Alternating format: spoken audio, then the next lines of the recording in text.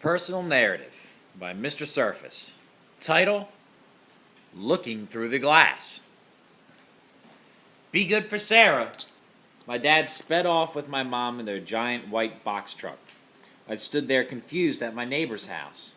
My dad drove that box truck like he was leaving the country. In reality, my mom was having my baby sister. My Amish babysitter Sarah waved me into the house, and I fell asleep scared and confused. The next morning, I could see the far-off white of my father's box truck. When he arrived, I climbed up the steps and sat next to him. "She's all right." After those words, I was able to relax. My stomach stopped boiling and settled into a simmer. "You have a new baby sister. There are complications, so Mommy will be asleep, but everything's all right now." I pushed away the thought of my mom in danger and thought about the newest member of the family. Lancaster General Hospital, where I was born, is just a plain old cardboard box of a building. Apparently my mom had a C-section where they surgically removed the baby from the stomach area instead of the natural birth process. Suffice it to say, I had no idea what people were talking about when they discussed this.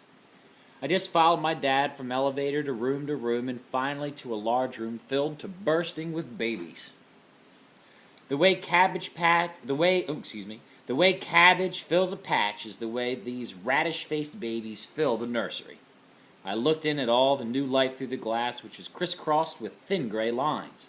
I will never forget those 5 seconds when I looked in at my baby sister. She was beautiful. She was fragile.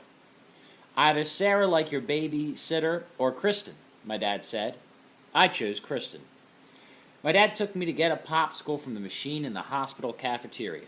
I can still taste the sourness and sweetness which I always associate with hospitals now. There was so much change going on that it was hard to think. All I could really understand was things would be different from that point until forever.